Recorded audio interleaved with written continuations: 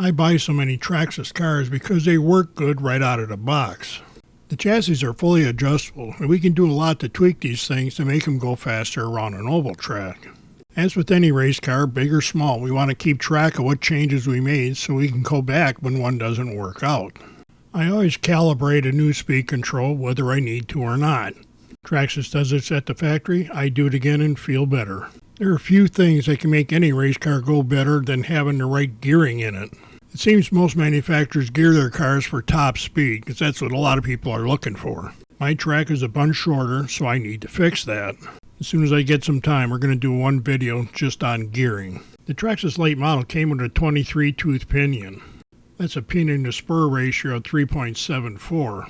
I put in an 18 tooth pinion and changed that to 4.78, but it seemed like the car was running out of gear just before the end of the straights. I changed to a 19 tooth, it's 4.53 ratio now. I'm going to leave the 19 tooth pinion in it for a while and get some laps on the car and see how that works. Traxxas came up with these automatic gear mesh discs, but I don't have one for my gearing setup. In the meantime, I'm going to do it the old-fashioned way like I've been doing for 40 years now.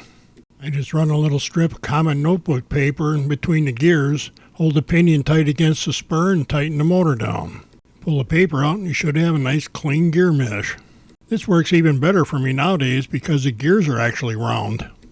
The Traxxas TQ radio that comes with the Late model works just fine, but I've got this fancy Dan Spectrum DX5 and I put most of my cars in that. That lets me use my favorite receiver that's got the advanced vehicle control built in. We'll be doing a separate video on how I use this as a learning tool.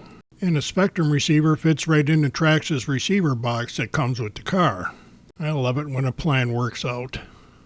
Traxxas made the camber adjustable on all four wheels, so we're going to adjust all four wheels. For starters, we're going to use 2 degrees on all four wheels. Here we got negative camber on the right side tires, or the top leaned in.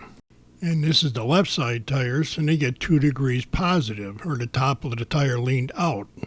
I usually put the bottom of my shocks as close to the wheels as I can, and I'm going to leave mine like that for now. Sometimes moving them to the inner hole lets me get over some of the bumps more cleanly on our track. I like using this adjustment more than putting preload on the springs if I can get away with it. Now for the tough part. You gotta go out and run 4.7 trillion laps just to make sure that all your changes are working the way you want them to. As you improve the handling and get more familiar with the car, your lap times are going to start to increase and you may have to change the gearing. As your corner speeds increase, you may find that you want different springs or different shock oil. Just make small adjustments. I've never had a Traxxas car that needed really big adjustments. It's usually just fine-tuning them for the track. This is one of the things I like about having a track in my backyard where I can just go outside and practice. You find you never really get quite satisfied with the car because you know there's always a little more speed out there.